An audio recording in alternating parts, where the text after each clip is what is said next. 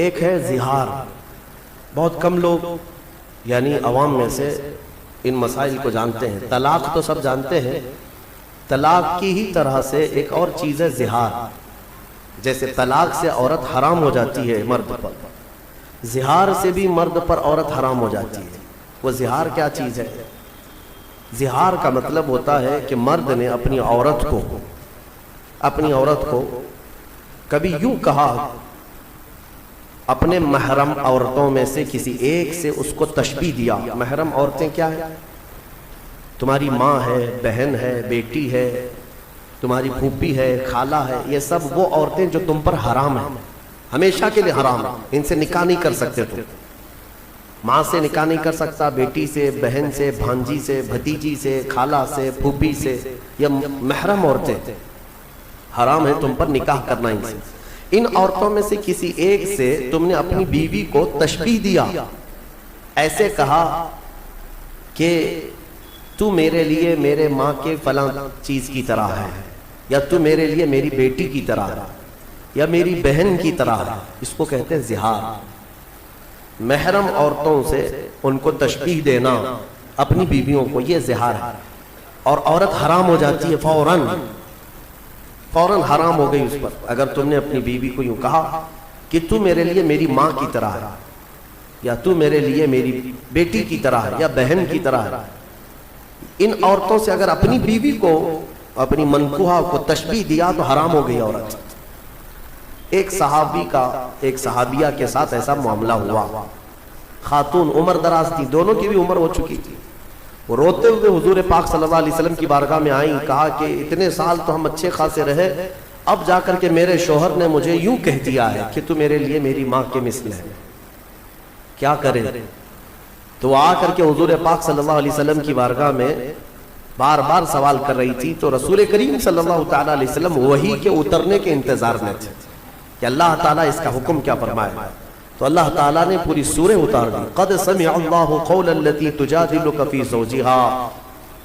تحقیق کہ اللہ نے اس خاتون کی بات سن لی جو اپنے شوہر کے معاملے میں آپ سے بحث کر رہی ہے. وہ تشتکی الی اللہ، اور اللہ کی بارگاہ میں شکایت کر رہی ہے کہ میرا معاملہ کیا ہے، بتا دیا جائے. تب رب تبارک و تعالیٰ نے پورے احکامات اس میں بیان کر دیا کہ عورتوں کو اگر کسی نے اپنے ماں کے مثل کہا تو پہلی بات تو یہ عورتیں تمہاری نہ ماں ہیں، نہ تمہاری بیٹیاں ہیں، نہ تمہاری بہنیں ہیں. اس طرح کی بات کہنا حرام ہے.